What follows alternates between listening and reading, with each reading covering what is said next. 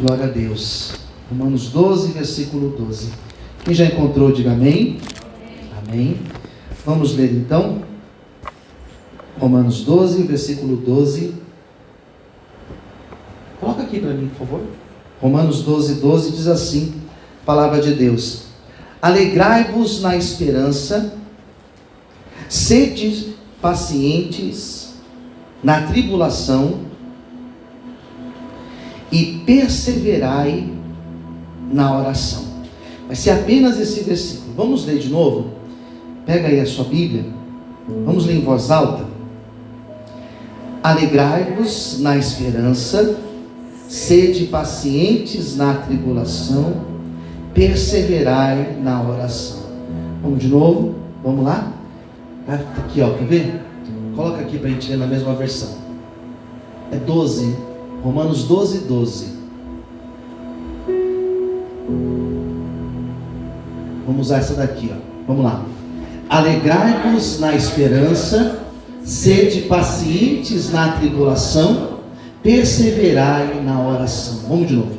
Alegrai-vos na esperança, sede pacientes na tribulação e perseverai na oração. Vamos fechar os nossos olhos. Senhor, fale conosco. Fale conosco, Senhor, nesta noite. Revela, Senhor, a Tua palavra aos nossos corações. Nos abençoe, Senhor. Nós precisamos ouvir Tua voz. Que nada nos impeça, Senhor, de sermos ministrados por esta palavra. E aqueles que assistem esse culto agora, ou vão assistir depois, que da mesma forma o Senhor possa falar com todos nós. Em nome de Jesus. Amém. Vamos aplaudir Jesus bem forte. Glórias a Deus.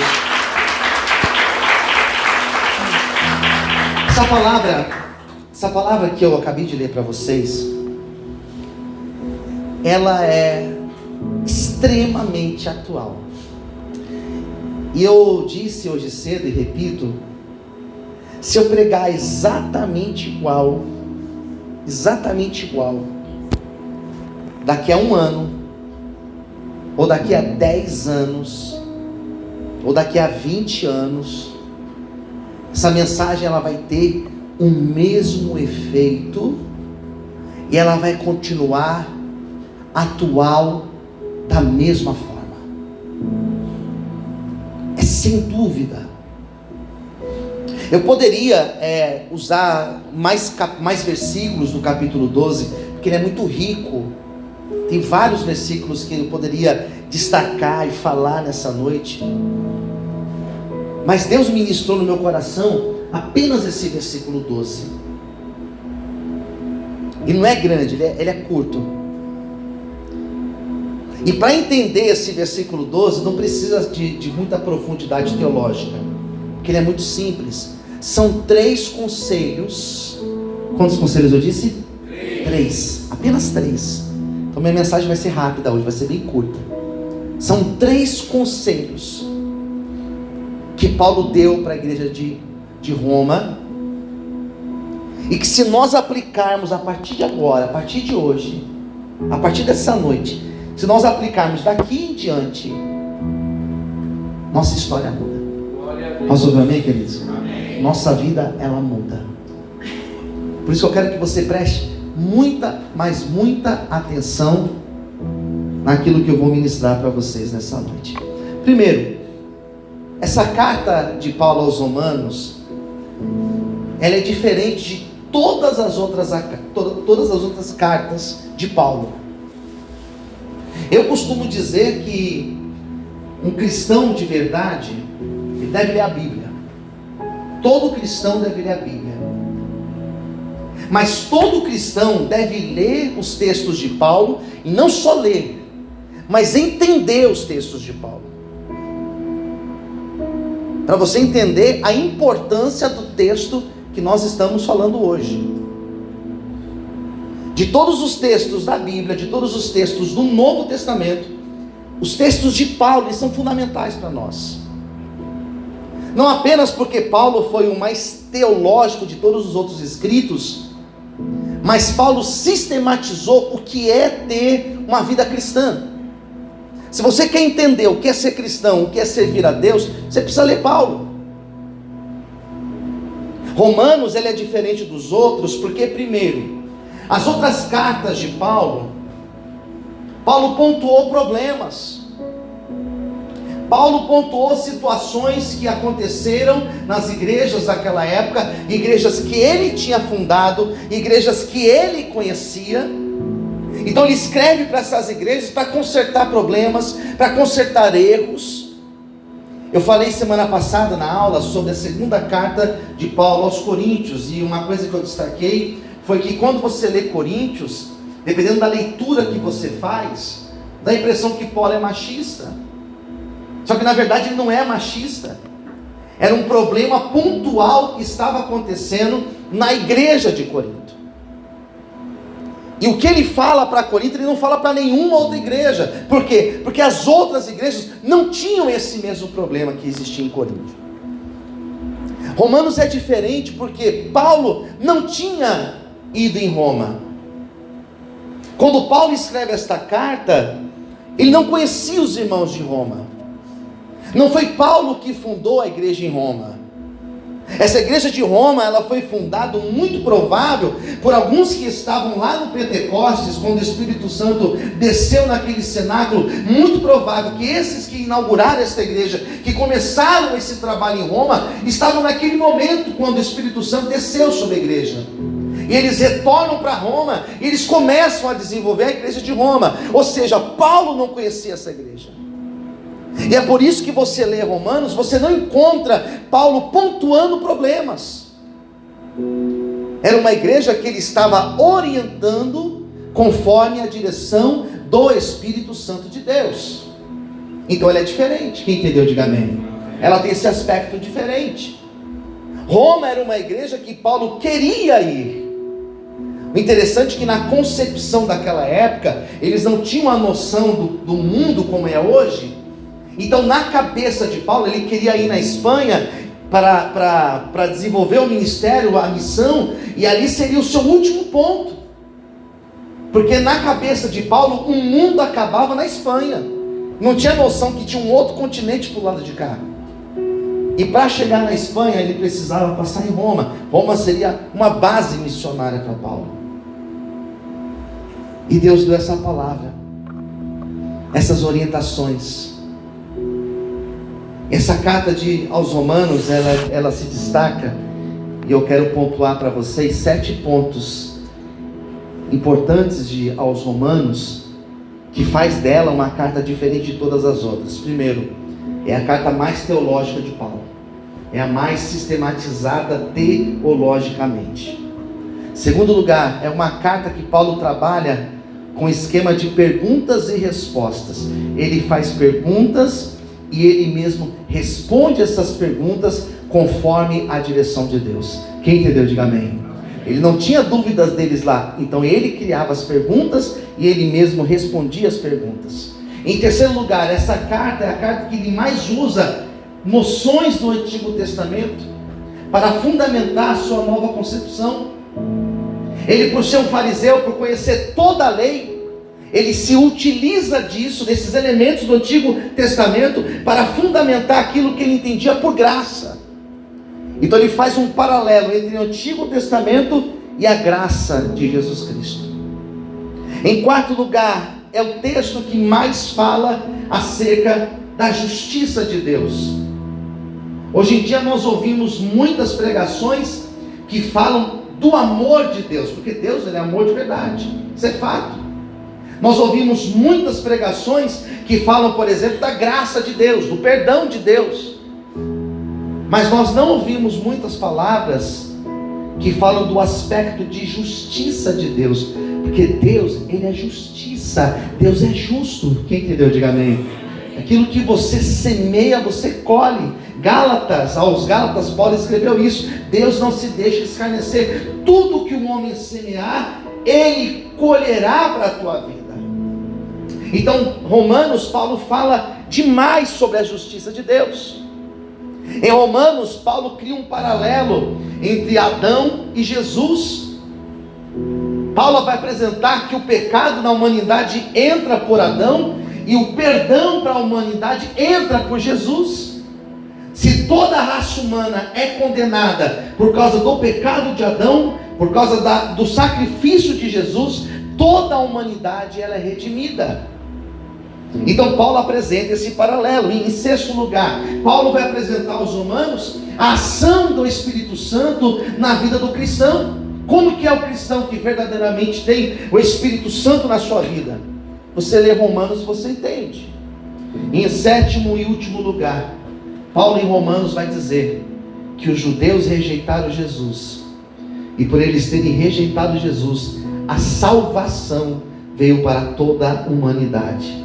Ou seja, nós que somos gentios temos acesso à salvação por causa do sacrifício de Jesus e por causa da rejeição dos judeus. Quem entendeu, diga amém. Então é uma carta difícil, porque ele trata dessas questões teológicas, mas o capítulo 12 ele não é difícil.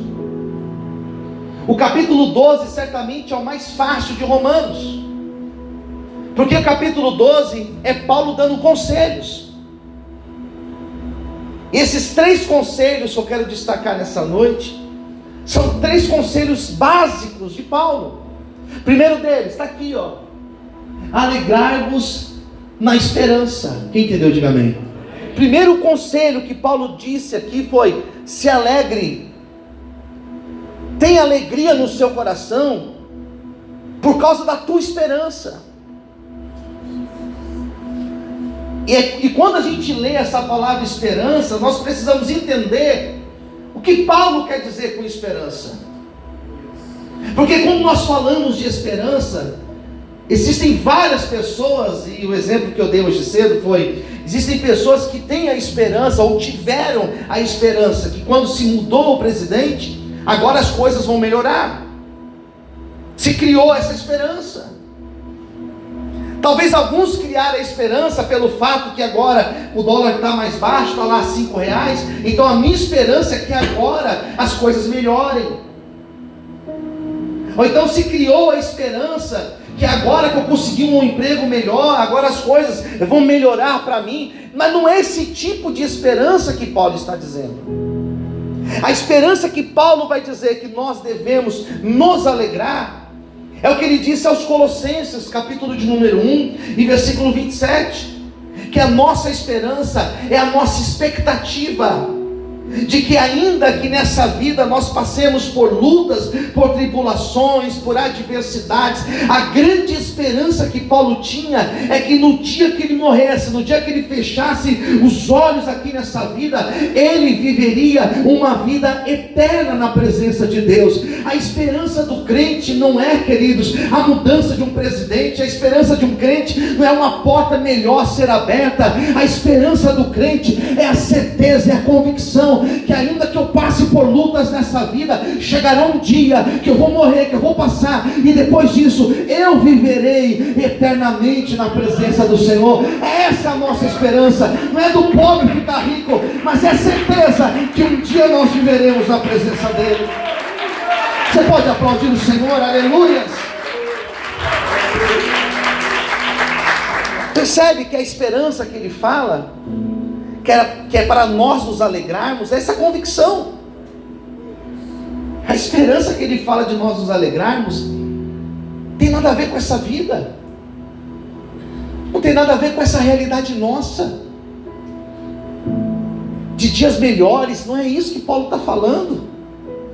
Quando ele fala de esperança, ele se refere à vida eterna, queridos. Quem entendeu, diga amém. A vida eterna. Então o primeiro conselho que Paulo dá é você ter esperança na sua vida eterna. Quem tem essa esperança, diga amém. Amém. O segundo conselho que ele dá, que é difícil, olha o que ele fala: sede pacientes na tribulação.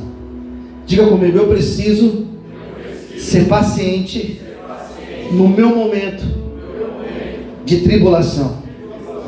E é interessante que essa palavra, o Antigo Testamento, ele foi escrito todo ele em hebraico, né? E o Novo Testamento ele foi escrito em grego. E existem algumas palavras que foram traduzidas do grego para o português, que às vezes elas têm um sentido um pouco diferente. Essa palavra, por exemplo, ser paciente, o que significa ser paciente? No original, no grego, significa você ficar ao invés de fugir. Ser paciente significa ficar ao invés de fugir. Amém, queridos? Quem entendeu? Diga amém. Então, na tribulação, ao invés de fugir, você deve ficar. Esse foi o segundo conselho de Paulo. Ele está falando isso para uma igreja. A igreja de Roma era uma igreja perseguida.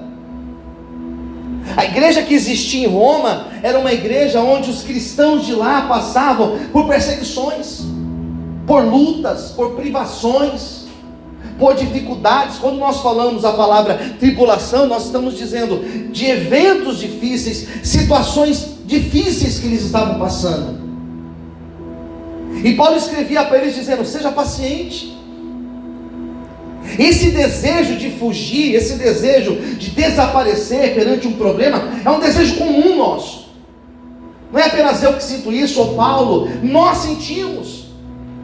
Quantas vezes nós passamos por tribulações, talvez em casa, talvez na sua casa, você já teve desejo de fugir, de sumir, vou desaparecer. Talvez lá onde você trabalha, você já teve desejo de sumir, de desaparecer, porque nós sentimos isso. Jonas sentiu isso. Leia lá em Jonas, você vai ver que ele quis sumir, estava depressivo, angustiado. Elias quis fugir, ele não queria mais lutar, ele não queria mais ser profeta, então ele queria fugir, diz a Bíblia, ele pediu a morte. Moisés pediu a morte. Nós temos diversos exemplos na Bíblia de homens de Deus, de mulheres de Deus, que no seu momento de adversidade quis fugir. E Paulo está dizendo isso para esta igreja: tenha paciência, seja paciente, não fuja.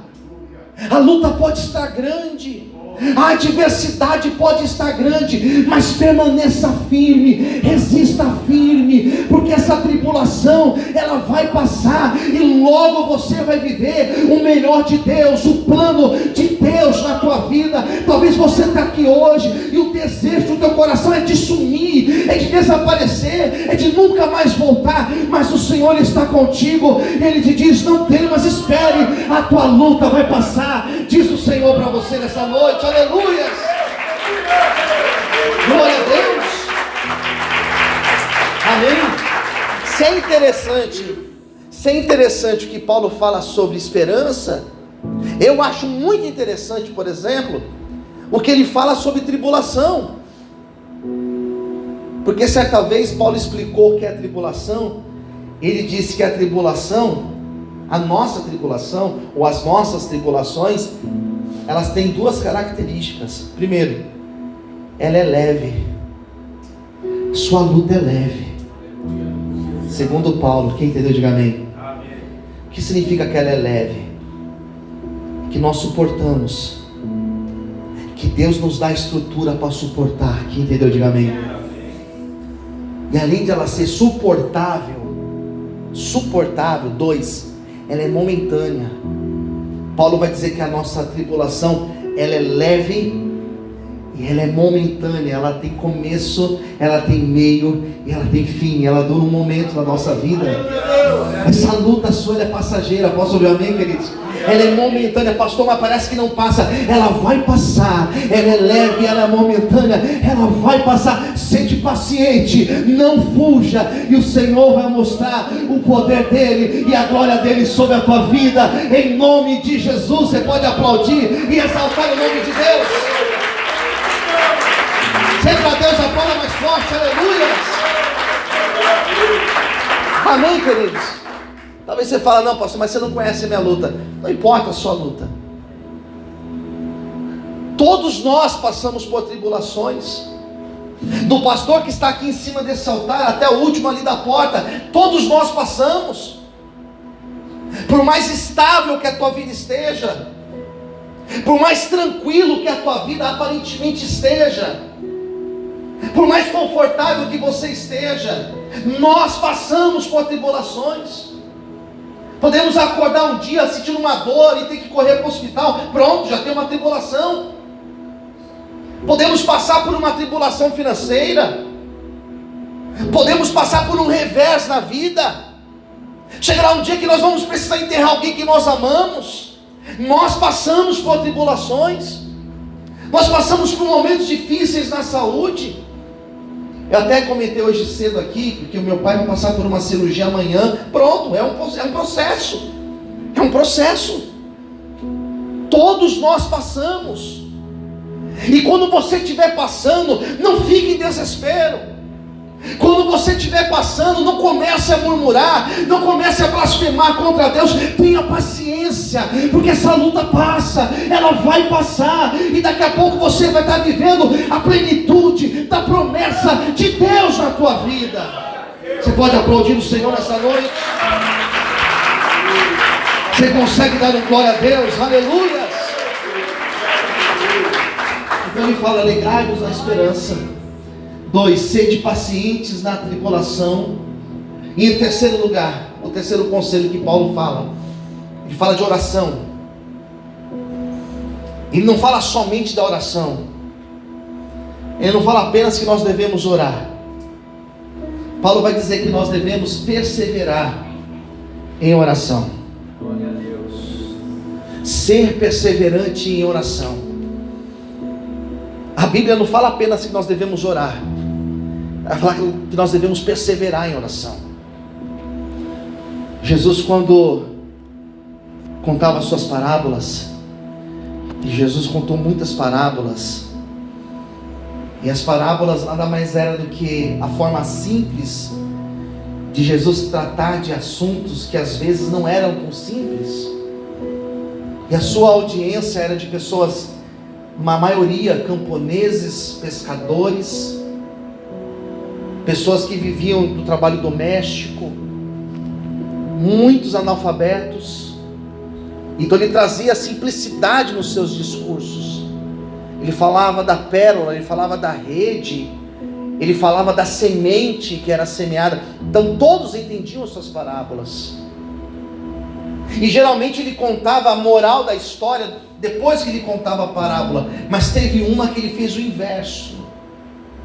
Ele começa a parábola lá em Lucas 18 dizendo sobre o dever de orar sempre e nunca desfalecer. E ele falou: eu vou contar uma história para vocês. Existia numa certa cidade um certo juiz, e também havia uma certa viúva que todos os dias ela ia na porta do juiz, e ela batia na porta dele, e ela pedia: faça justiça por mim. E todos os dias ele negava em fazer justiça por ela. Até que teve um dia, depois de tanta insistência, que ela bateu na porta do juiz, e o juiz disse: ainda que eu não temo a Deus e não respeito homem algum, eu farei justiça por essa mulher, para que ela não me importune mais. E Jesus parou a parábola e falou: está vendo o que ele disse? E o nosso Pai que está nos céus não fará justiça aos seus escolhidos, que clamam a Ele de dia e noite, ainda que tardio para com eles. Sabe o que Jesus está dizendo? Que eu e você somos filhos de Deus, amém? Essa pessoa que está sentada ao teu lado é um filho de Deus, é uma filha de Deus. Existem momentos na nossa vida que nós cansamos de orar. Existem momentos na nossa vida que nós oramos e parece que nada está acontecendo. Existem momentos na nossa vida que nós pegamos para orar por pessoas e parece que quanto mais nós oramos, mais dura a pessoa fica, mais resistente às coisas de Deus a pessoa se torna. Mas a Bíblia ensina para nós continuarmos orando. Por quê? Porque existe resposta, amém? Existe resposta para a nossa oração. Talvez você está orando por alguém e esse alguém está distante, continue orando, porque já já Deus vai mostrar que existe poder na tua oração. Talvez você está orando para uma porta ser aberta na tua vida, e talvez já faz 1 mês, ou 2 meses, ou 1 ano que você está orando. Continue orando, porque a resposta de Deus para a tua oração, ela vai chegar em qualquer momento. Levanta sua mão para o céu céu. Eu não sei qual é o teu clamor nessa noite, eu não sei qual é o motivo da tua oração, eu não sei o que te impulsionou a vir aqui nessa noite, mas se você continuar clamando, ou melhor, se você continuar profetizando, chegará um dia que você vai voltar aqui para dizer que a resposta veio, que o milagre aconteceu, que a bênção do Senhor, ela alcançou a tua vida e a tua casa, em nome de Jesus. Você pode aplaudir e exaltar a Deus nessa noite, aleluia. Você pode aplaudir o Senhor, aleluia. Glória a Deus. Amém, queridos. E por que nós deixamos de orar? Nós deixamos de orar porque nós achamos que Deus não está ouvindo. Só que Deus está te ouvindo. Você pode dizer isso para quem está ao seu lado? Diga para essa pessoa: Deus está ouvindo a tua oração. Talvez você parou de orar. Talvez você parou de orar porque parece que a resposta nunca vem, mas ela chegará na tua vida na hora certa. Por isso que eu digo que essa pregação ela é atual, queridos, e ela serve para todos nós que estamos aqui. Quem entendeu, diga amém. E daqui a 10 anos, se eu pregar as mesmas palavras, ela vai ter o mesmo efeito. Esperança. Ter esperança nos momentos difíceis. Ter paciência nos momentos difíceis. Permanecer orando quando tudo coopera para nós desistirmos. Olha que conselhos maravilhosos. É difícil você continuar orando quando parece que as coisas não estão acontecendo. Quando as coisas começam a fluir, dá até mais motivação de orar. Mas existem momentos que a gente ora e parece que as coisas ficam mais difíceis ainda. Mas persevere em oração, porque Deus ele está ouvindo o teu clamor nessa noite. Quem crê nisso, diga amém. Deus está ouvindo a tua oração. Por mais distante que pareça que esteja a tua resposta, por mais difícil que pareça estar a tua situação, continue orando. Se não tiver ninguém no teu lado orando junto com você, continue orando mesmo assim. E se chegar a um nível que você não tem mais palavras para orar, saiba que o Espírito Santo ele vai interceder por você. Nós não somos como os nossos irmãos católicos que acreditam que Maria roga por eles. Nós acreditamos na oração que nós fazemos e nós acreditamos na intercessão do Espírito Santo. Então, se nessa noite você não tem como orar, não sabe como orar, o Espírito Santo vai colocar palavras na tua boca. Ele vai interceder por você. Se nós tivéssemos a noção do poder da nossa oração, nós não deixaríamos de orar. Hoje você vai entrar na tua casa, você vai entrar em oração. Amanhã, quando você chegar no seu local de trabalho, você não vai murmurar, você vai entrar em oração, e a bênção de Deus vai entrar junto com você. Posso ouvir um amém, queridos? Não sei qual é o teu clamor nessa noite, mas Deus te trouxe aqui para dizer que Ele está ouvindo a tua oração.